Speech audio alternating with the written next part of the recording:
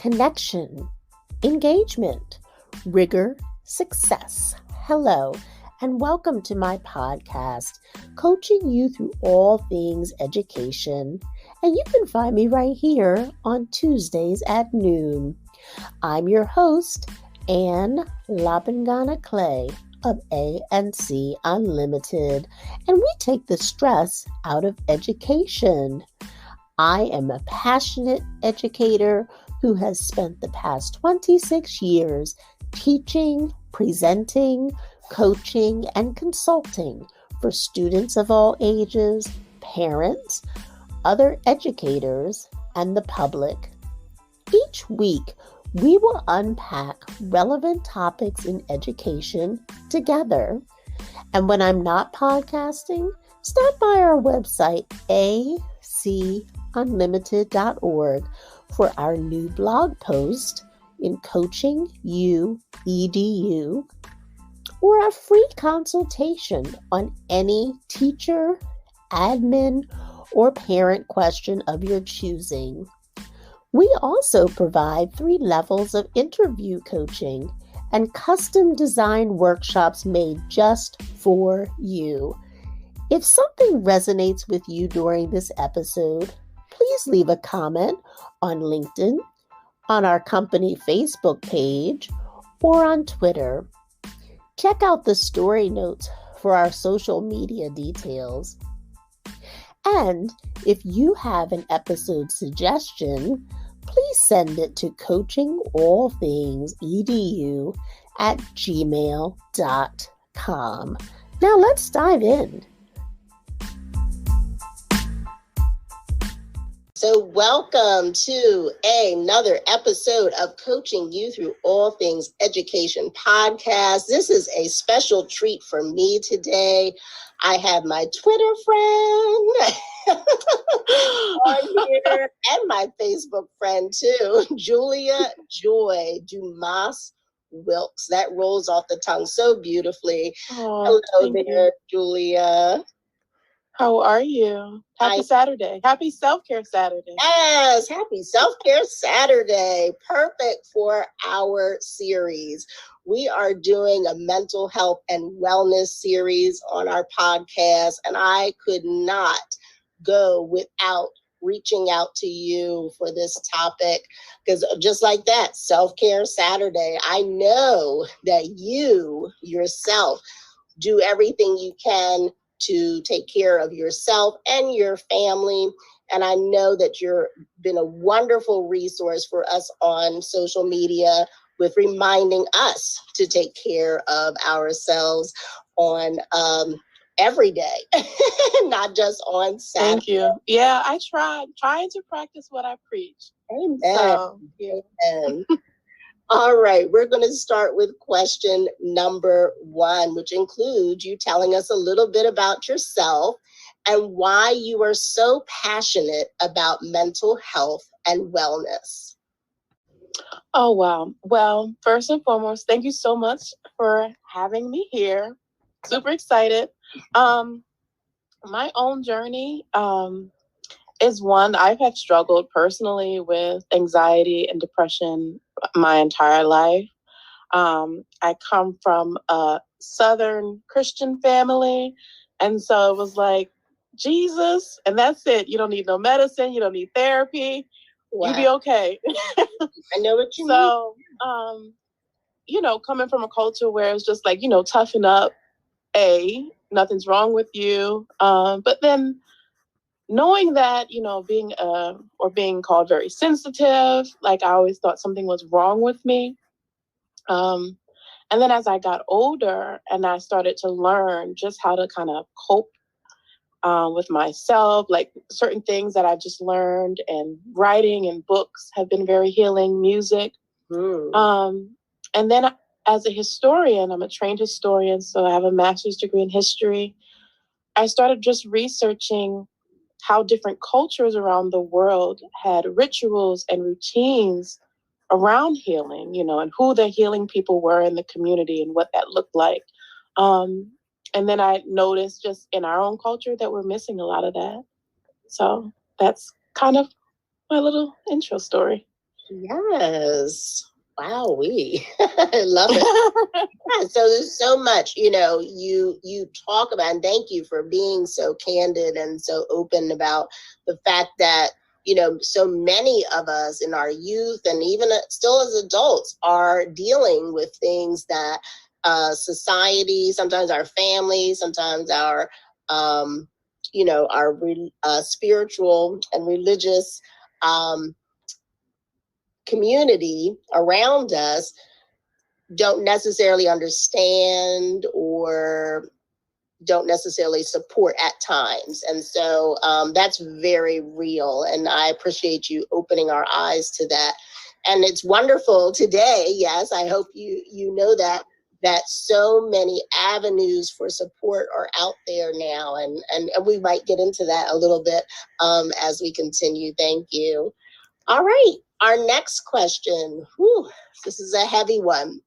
2020, with coronavirus, racial unrest, a lack of human interaction, etc., has left no stone unturned when it comes to impact on our mental health and wellness. Whether it looks like fear and anxiety, agitation and irritability, or just feeling unmotivated and unproductive. Whew. What do you think are the roots of how we might be feeling, and how can we deal with it? Well, I'll be honest with you too. I just got off a Zoom with my therapist, who I see weekly. Amen. And we were kind of talking about this. Just, I don't know why the shifts in our cultures, the times that we live in. I think there's this sense of uncertainty and not being safe, whether that's physically from the coronavirus or walking around in a Black or brown body. Or the grief that everyone's feeling, losing a job or not being able to see and hug and touch their loved ones.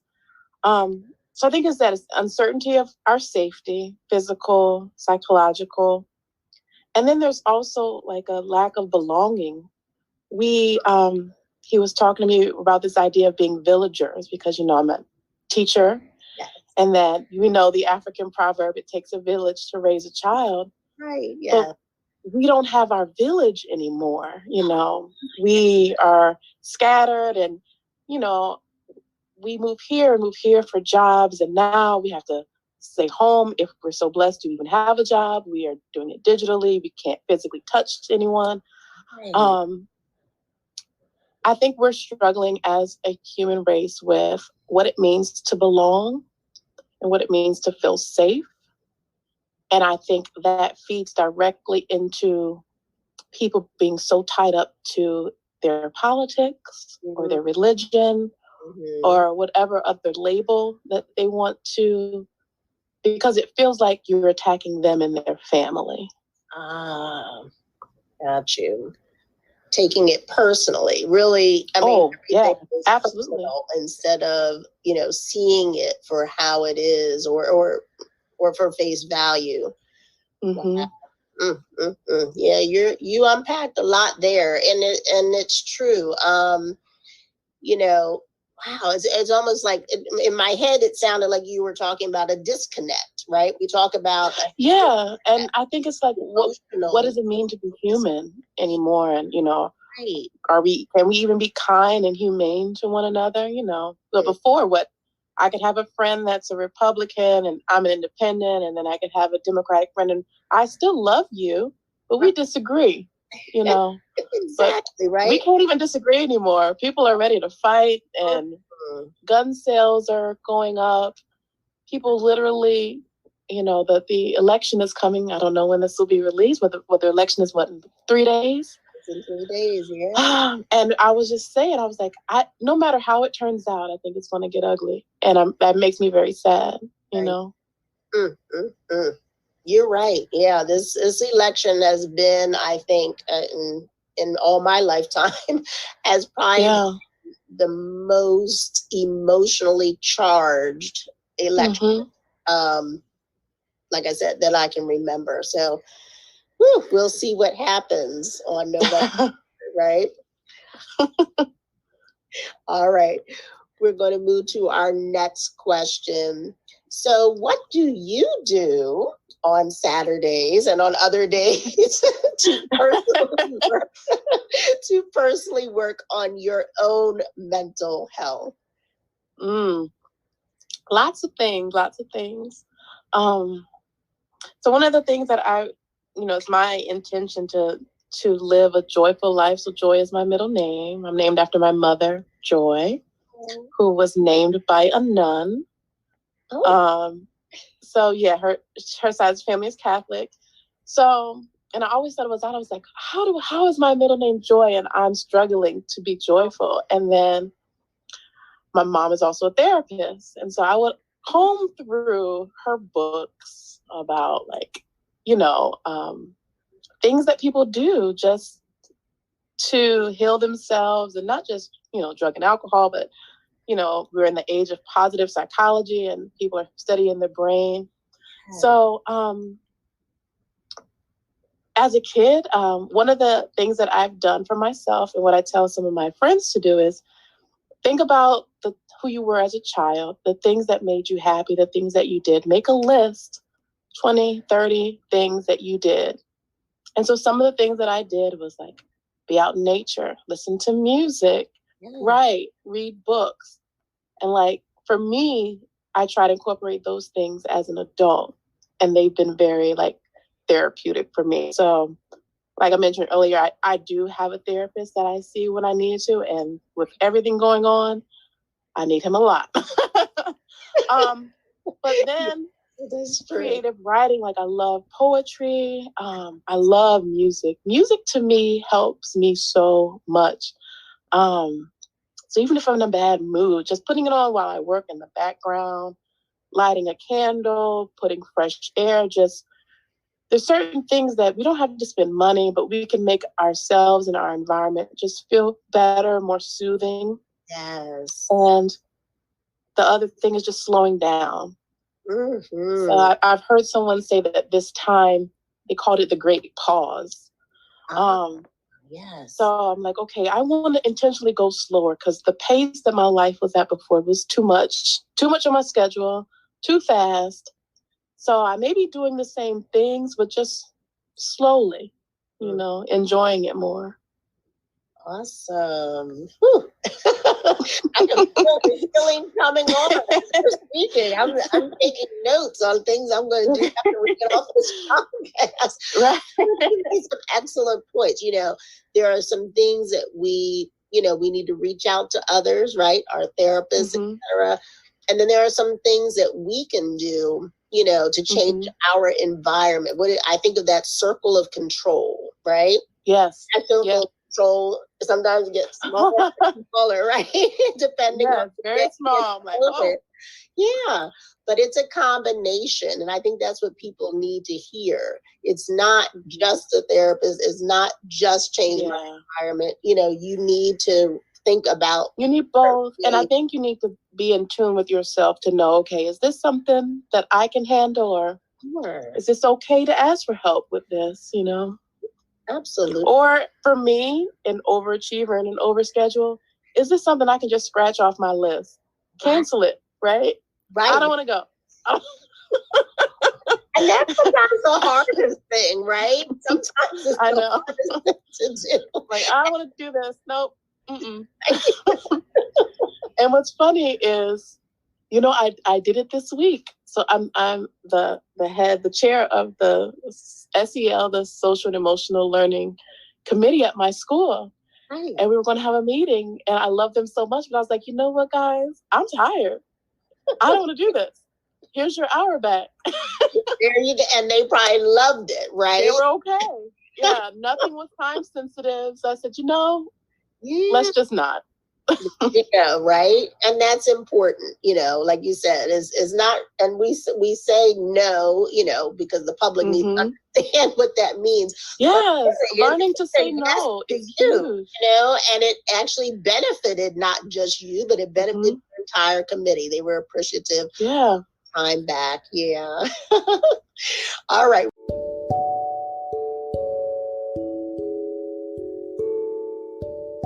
We'll be right back with more from Julia Joy Dumas Wilks.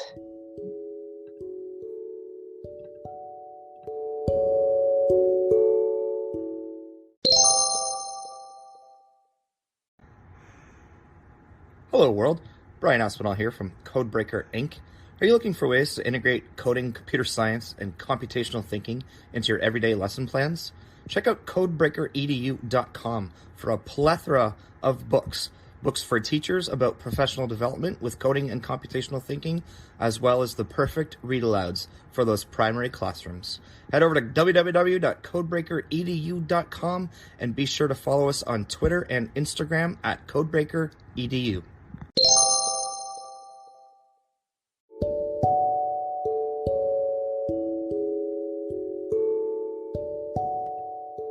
We're back with more from Julia Joy Dumas Wilks.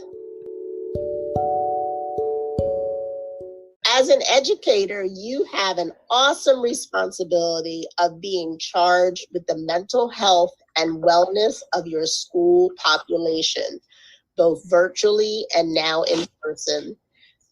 What have been some challenges, and please share any of your successes? Well, we are virtually teaching and learning, which I am grateful for, but it is extremely hard, and it's not ideal. Most of the time, most of our kiddos have their cameras off. We are a district that does not require the cameras to be on for, privacy reasons. But then it's also hard for us to know if students are engaged, how they're doing. So like in the classroom, if someone's having an off day, you can kind of look and see and tell, even if they don't verbalize it. But now it's very challenging to kind of monitor. Because also they could just choose not to log on. So we don't know if they're okay physically, mentally, emotionally, all of the above. Sure. So the kids that I serve are in and around the Wilmington, Delaware area, which we know has high rate of community violence and poverty. Mm-hmm. So they are dealing with a lot. So some find their sanctuary in school, yes, and some are going the opposite, where they say, I don't really understand what the point of an education is when, my mom doesn't have a job and I have to take care of my younger brothers and sisters, and one of my friends just got murdered. Like, right. Look, teach, what's going on?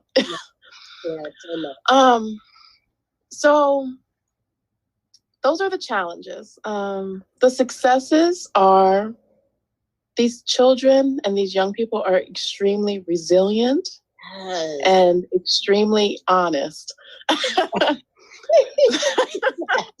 So, brutally so. Honesty, yeah. What I've done is just survey the kids. Like sometimes we just send them an exit ticket is, how are you doing? Right. What can we do for you? How many adults at the school do you have a safe relationship with? How many students in the school do you have a safe relationship with? Great question. So just trying to gauge how connected they are to someone and to that they know that we care about them, and helping them connect with other students because they struggle socially even before the pandemic. Sure. This is the generation of social media. It really is, yes. So they don't know. They've learned how to communicate first online than in person. Right. So like even as a teacher in school, I thought this was a cute activity. I would have them like speed date, quote unquote speed date. Yes. And every two minutes they'd have to get up and go talk to someone else, like on a Friday. Just, I don't care what you talk about. Right. And they don't know how to make conversation. They would prefer to, why are we doing this? Just ask them about the weather. I don't know. So teaching them those social skills and social cues, it's hard because they will literally text their friend in the same room rather than talk to them. Indeed. So Yeah. teaching those human aspects is a challenge, but trying to check in with them and just let them know that, we're human too and we're there for them. Mhm. I think that's where the successes come in. Absolutely. Those are some really great examples that educators can use next week, right? When they're back in the classroom and can really think about the student. When you know how they say building relationships, right? Well, it sounds like you know your students, right? That generation tends to, gear towards technology interactions versus, human interactions or direct interactions. And it's so funny because even now, like, we have like a discussion post, and they're like, okay, I did my discussion post. I was like, okay, well, take a moment and read someone else's, reply to it, hit like. They're like, I don't want to be a stalker. I'm like, but what? By replying? Oh my goodness. It's funny. I'm like, okay, guys. But then your activity then helps them to, to have those human interaction, because there are some jobs coming up that they will only be, in front of a computer, and there will be one that must have human interaction. So you need both. You need both. Definitely. I like that. Thank you for sharing those challenges and those successes. All right. For our educators, our parents, and our students out there who are listening today, what are 3 strategies to improve our own mental health and wellness? 3 strategies. Okay. I love this question, actually, because I'm a pretty practical person.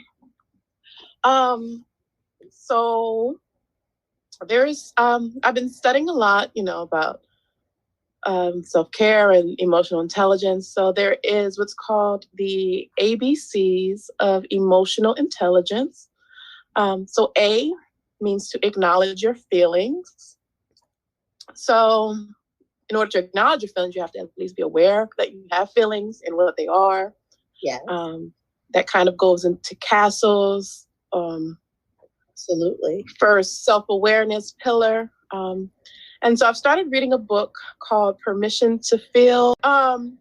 He is at the Yale Center for Childhood Emotional Intelligence, and he's written a wonderful book about how we can become emotional scientists. And so I would highly recommend reading that. So that's A. So the ABCs of emotional intelligence. A, acknowledge your feelings. B is balance.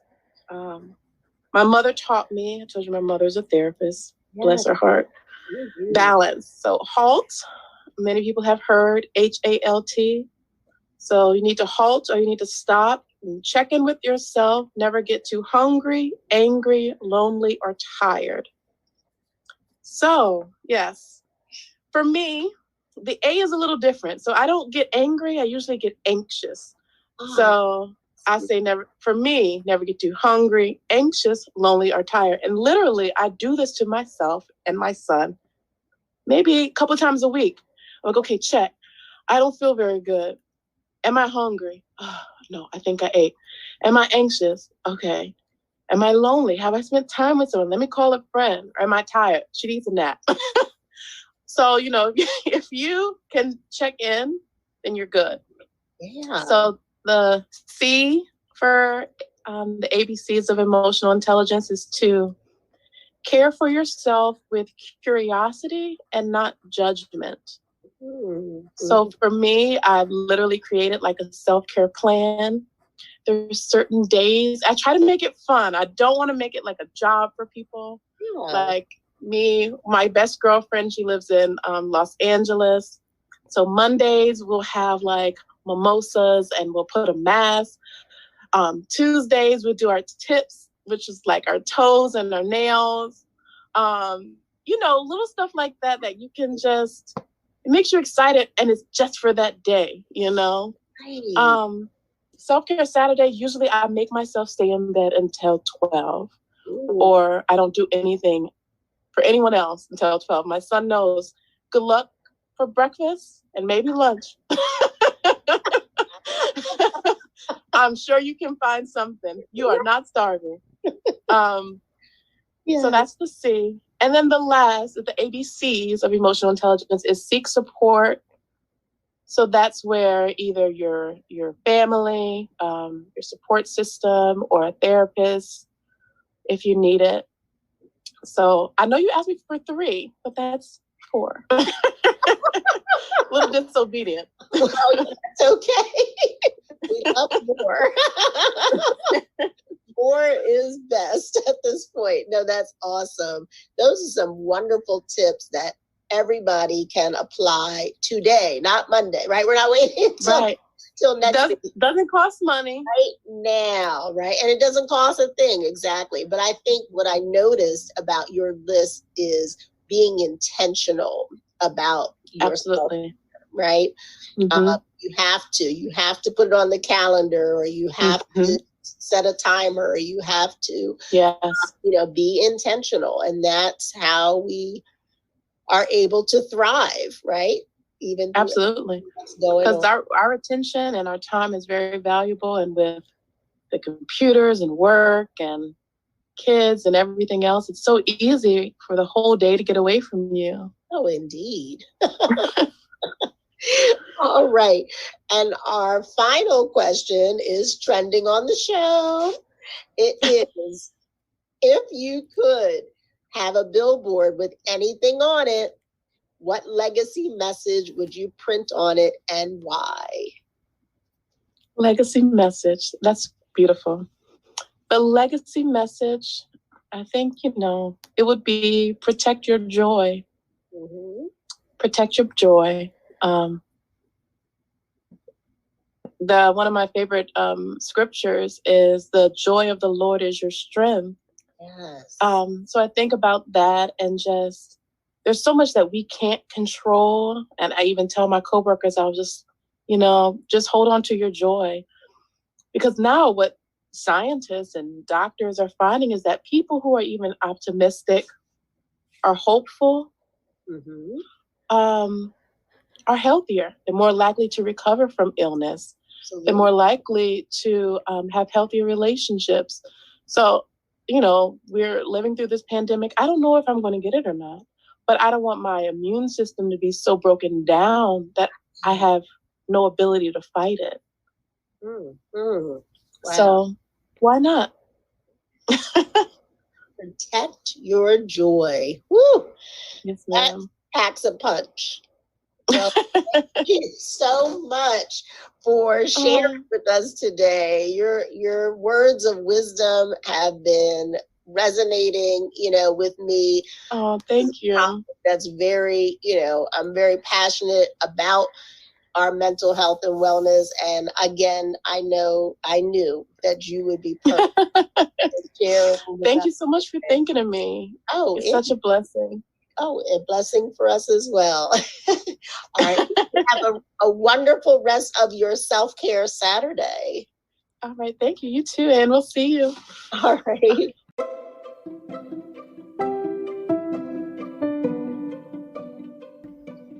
Well, that concludes another episode of Coaching You Through All Things Education podcast. As Confucius states, those who develop the ability to continuously acquire new and better forms of knowledge that they can apply to their work and to their lives will be the movers and shakers in our society for the indefinite future. Again, you can find me on LinkedIn or on our company Facebook page, A&C Unlimited. And please take a moment to visit our website at acunlimited.org for that free consultation. Until next time, stay stress-free and be well.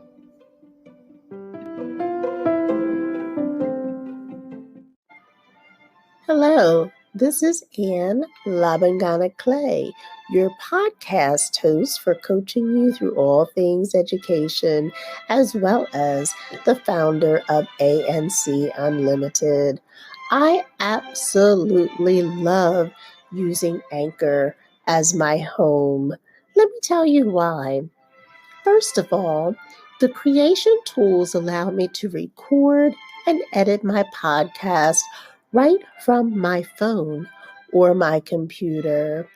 Second of all, Anchor will distribute my podcast for me so it can be heard on Spotify, Apple Podcasts, and of course now iHeartRadio. The third reason why Anchor is my home is because there is no cost to me when I create. So I can create as many episodes and bonus episodes as I choose for my listeners. So my suggestion is that you sign up today at Anchor FM and start your own podcast. I'll see you Tuesday.